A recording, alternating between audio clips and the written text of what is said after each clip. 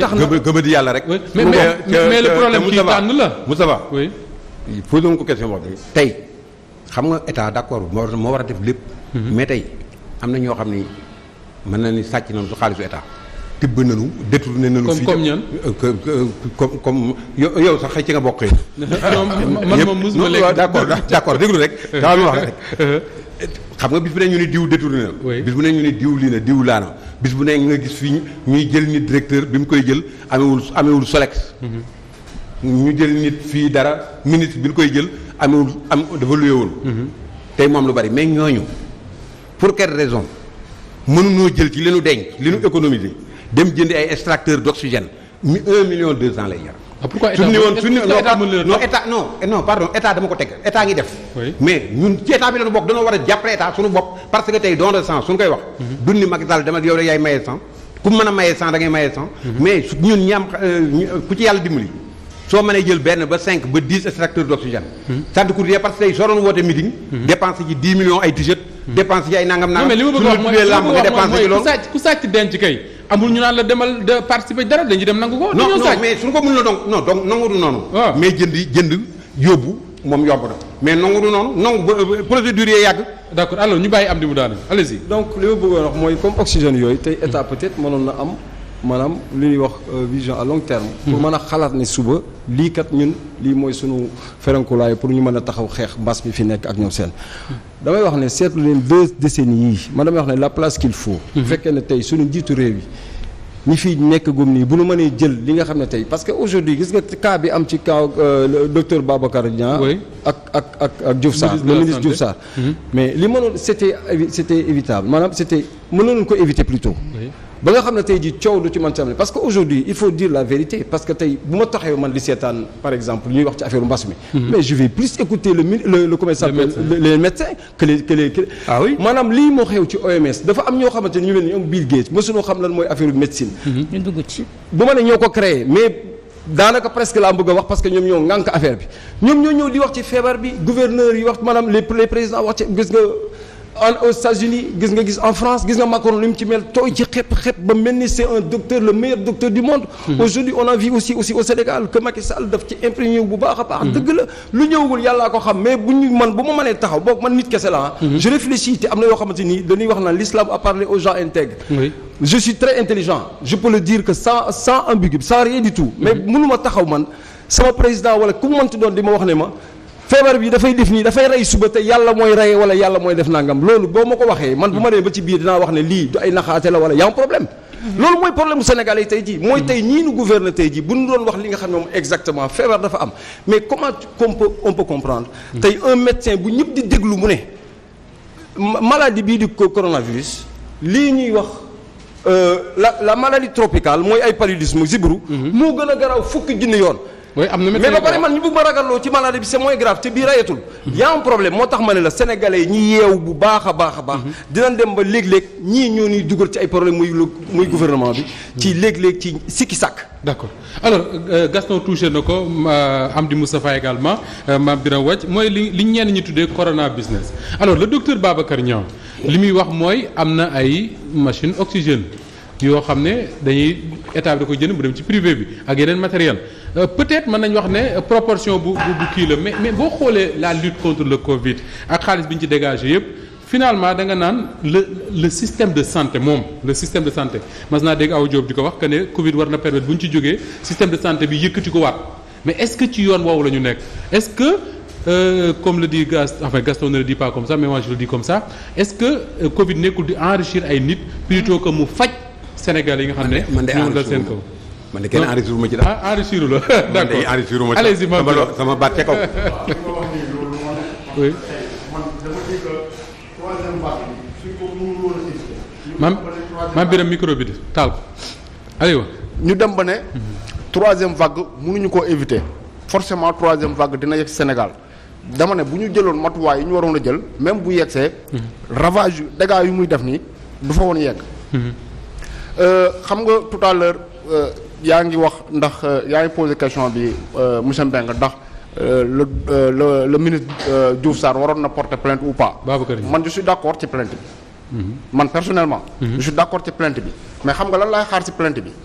que mu nekk première étape buy tax ñu découvrir matériel boobu nga xamante ni le docteur Babacar Niang wax na ne dañ ko jëlee ci CT yi jaay ko privé yi. ñu xam ñan ñoo ko def ak véritablement. lu tax ñu def ko ak ñaata lañ ko jaay ak yan privé lañ ko jaay.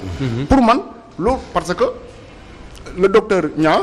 avant le docteur Niang Madiambal Diagne bind na ko. ministre waxul dara. mais man sama bopp bind naa ci un article en juin 2020 ay respirateurs yoo xam ne dañ koy jaay des cliniques. n'est-ce pas. tey jii nii s'il n'y a pas de plainte. S'il n'y a pas de plainte. Donc le docteur Niang parce que man xalaatuma ne le procureur il va s'autosaisir de cette question mu ne day mener enquête pour xool. yaakaaruma loolu te li la koy woon jusqu'à présent defu ko. donc s'il n'y avait pas cette plainte de Diouf Sarr. kenn du convoquer le docteur Niang pour que mu ñëw indi des éléments yuy mën a permettre. xaaruma ci que. ñu woowee docteur Niang pour di ko topp diffamation ou divulgation de fausses nouvelles comme ni ñu fi defoon Boubacar Seye. man xaaruma loolu man ce que j'attends mooy que ñu convoqué ko pour que mu joxe des éléments. yuy permettre à la gendarmerie de mener une enquête. tout à fait donc l'autre aspect. te wax nañu ko fi tout à l'heure problème de communication bi fi mu toll nii responsable bi mooy Macky Sall parce que véritablement kàddoom la Sénégalais yi déglootul. nañ ko waxee noonu mu leer nañu. doy collaborateur am. non mais xam nga comme ni ko Amdi Moustapha waxee tout à l'heure donc sénégalais yi loolu lu ñu yàgg di wax la buur aayu dag ba aay dag yaa aay tout simplement dag yee ci raw le dag yii non dagu teyee ci raw moom Macky Sall la leen raw Macky Sall la leen raw moom moo leen choisir teg leen foofu encore Macky Sall raw leen Gaston may ko mu àggale encore Macky Sall raw leen tout à fait Macky Sall moo leen raw parce que xam nga tout à l'heure maa ngi expliqué ne boo déggee ñuy wax loolu c'est comme ay proverbes yu bëri yoo xamante ni ñu ngi ci société sénégalaise bi dañ koy wax te amul fenn foo xamante ni mun nañ ko fa teg buur aayul dagg yaa aay dañ koy wax pour bañ a critiquer dagg buur bi ci boppam bëgg a yem ci dagg yi ragal buur bi tout à fait mais le président Macky Sall xam nga déjà man lu may wax mooy que Macky Sall en 2012 dañ koo fal mu jël démocratie Sénégal ubbi tiroiram dugal ko fa nañu président ngeen fal waaye ab buur moo leen di jiite. ah oui mais bien sûr c'est comme ça que ça s'est passé man lu ma wax mooy. le président Macky Sall. février la dem premier tour. 2012. mars mu gagné deuxième tour. avril mu prêter serment. mais xam nga lan la def. mais xam nga lan la def ci 2012. 2012. mais mu réactiver CREI. topp sàcc ci Gaston doon wax. tout à fait donc ça veut dire que ne moom dafa ñëw pour defante dafa prêter serment avril même le 10 mai même pas un mois mu activer CREI n'est-ce pas donc defante boobu noonu mu commencé depuis ba mu faloo ba léegi ci loolu la nekk mënoon naa tey di la limal dinaan la 2012 lii moo fi xew 2013 lii moo fi xew 2014 lii moo fi xew mu nekk pendant toutes ces années là ay defante Karim Wade jël nañu 3 ans yoo xamante ni Sénégal kenn demul kenn dikkul Karim Wade bi ñu jógee ci Karim Wade Khalifa Sall ci lañ dal ci kawam jógee ci Khalifa Sall dal ci kaw Ousmane Sonko et cetera mun nga koy lim ba ñu toll fii tey donc man mënuma gëm ne ñuy yëkkati responsabilité ku mel ni Cheikh Oumar Anne wala ku mel ni Abdoulaye Diouf Sarr ne moom mooy indi problème yi fàtte ki nga xamante ni moo tax mu toog ci place boobu te émission bi passé doon naa ko wax comment ça se fait bu ñu jëlee exemple Cheikh Oumar Anne tout simplement nga nekk un directeur kudd nga def ngay gérer ñu ñëw auditer la ne la sa gestion bii baaxul nga jëndee kilo ñebbe 5000 francs sénégalais yëpp wax ne kii nii lii fan la ko teg nu mu tuddati waa OFNAC ñëw dal ci kawam ne ko lii nii kat teguwul ci yoon expliquer ne beaucoup de millions ont été détournés n'est-ce pas qu'est-ce que le président de la République a fait daf ko jëlee direction yóbbu ko ministère te exemple yooyu noonu dañu bëri mun naa laa jox ay yeneen exemple yoo xamante ni ay sénégalais yoo xamante ni dañoo mérité woon des sanctions ñu jox leen promotion ñooñu nag bu ñu defee loo xamante ni du yoon man du ma nangu ñu ne ñi wër président la de c'est le président lui-même. alors Pape Makhtar. waaw man ci affaire communication beeg feebar bi bon dinaa xaw a tuuti en tout cas dinaa wàññi tuuti critique yi par rapport ak état du Sénégal parce que tey boo xoolee rek amul benn dëkk boo xamante ni tey feebar bi amu fa ay ravage yu fay def à plus forte raison Sénégal bi nga xamante ni 196 000 kilomètres carrés la ak suñu jumtukaay yi nga xamante ni dara matewul donc je crois que ni état bi c'est vrai que kenn du ci werante ni deful li mu wax mais sànq Pape Sané dafa ni première vague bi ñu ko gëmoon loolu moo tax gëmuñu ko troisième vague bi di ko fàttali ni première vague bi dañ doon fekk ay nit di leen dóor parce que nanguwuñu woon di gëm ni feebar bi am na donc aussi bu ñu am mémoire courte ñu doon bañ première vague bi ba tey ñooy bañ troisième vague bi Sénégalais yi am na ñoo xamante ni ils sont restés constants par rapport à eux-mêmes feebar bi ba tey nanguwuñu ko gëm waaw par rapport à eux-mêmes waaw nanguwuñu ko gëm parce que ñoom dañuy jàpp ni feebar bi musul am ay business la ay affaire la yoo xamante ni gars yi dañ ko créé da ngay ñëw wax ak ñoom bay sonn bay bëgg dee il a fallu que police wàcc ci tali bi pour que nit ñi sol masque te man sama problème en fait c'est-à-dire foofu la situé yow yaa ngi gis ay nit di dee te directement ou indirectement Covid-19 mooy reyee directement Covid-19 moo lay rey wala indirectement parce que lii hôpital yi nga xamante ne seen doon hospitalisé ñeneen ñu feebar tey jii Covid moom moo tax ba lii yooyu amatul donc Covid-19 moo nekk di rey indirectement wala directement donc man je crois que ni tey état du Sénégal def na yëf yi mu tàmm def comme ni ñu koy defee ci situation bu nekk profité nañ ci ba am ci li ñu ciy wut parce que c'est des situationnistes am nañ ci liñ ciy am mais ñun aussi nañu fexe ba gën a sensibiliser askan bi Moustapha Diop boo dëkkee ci wetu armée yi maa ngi gis benn affaire bu cocasse ay bailleurs yoo xamante ne dañ leen woo ni leen damay génn ci kër gi parce que dafa jege armée yi dama jege armée te li may gis chaque jour ci ay mort dafa dem ba dafa ma commencé di traumatiser oui nit ñi tey jii am na ñeneen ñoo xamante ni yeneen feebar nañu am dañu am ay maladies chroniques bu ñu demee ci hôpital bi mënatuñu faju parce que seen médecin boobu noonu contaminé nañ ko bu yàgg bu ñu demee ba ñuy naan chef district bu Saint-Louis dafa décédé ci Covid. médecin yi ñuy yaakaaroon tey jii bu ñu feebaroon dem si médecin yooyu tey jii nee nañu 400 et quelques jot nañu décédé ci Covid bi. mais médecin yoo xamante ni seen lim temps normal nee nañ la benn médecin moo waroon faj plus de 8000 personnes.